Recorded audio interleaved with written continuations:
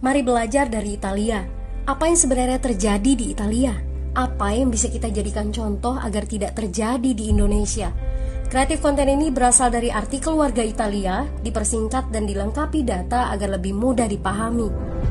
Tahap 1. Kasus pertama diumumkan. Itu cuma flu. Apa pentingnya pakai masker? Orang-orang ini cuma lebay. Saya kan sehat, gak bakal ketularan. Gak usah panik lah. Tahap 2. Jumlah positif COVID-19 mulai naik signifikan. Cuma beberapa yang kena. Yang meninggal pun hanya orang-orang tua saja yang memang udah punya penyakit. Hidup seperti biasa aja lah. Pacaran, nongkrong bareng temen, jalan-jalan ke mall. Tetep lanjut. Tahap ketiga, jumlah kasus meningkat dengan cepat, berlipat ganda dalam 1 hari. Tingkat kematian pun bertambah. 7 Maret, lebih dari 5.000 kasus positif COVID-19. Zona merah diberlakukan di Italia.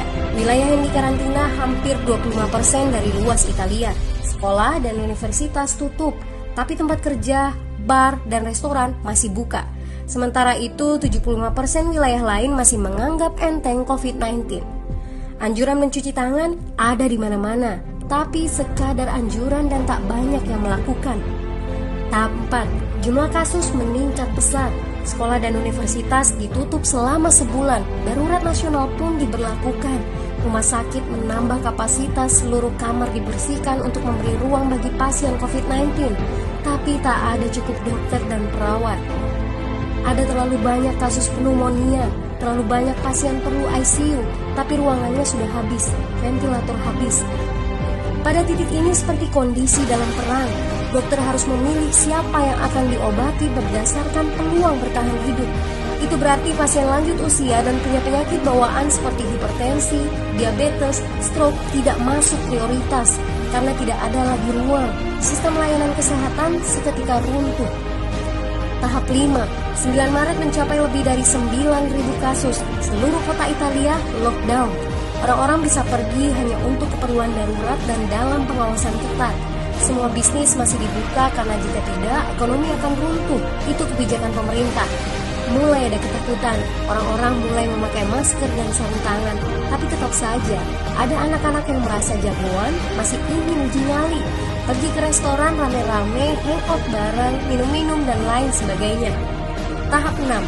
2 hari kemudian pemerintah Italia berubah pikiran. Semua bisnis harus tutup. Bar, restoran, pusat perbelanjaan, semua jenis toko, kecuali supermarket dan apotek. Penyebabnya, karena dalam sehari yang positif bertambah lebih dari 2.000 kasus. Penduduk yang mau keluar rumah harus mendapat surat izin.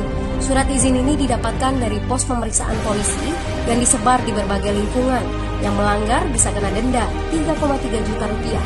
Bagi pasien positif yang tidak mau mengkarantina diri, bakal dituntut dengan pasal pembunuhan, hukuman 1-12 tahun penjara. 21 Maret jumlah korban meninggal di Italia terus meningkat melampaui Cina. Sebagai gambaran, luas Italia itu kurang lebih 2 kali Pulau Jawa.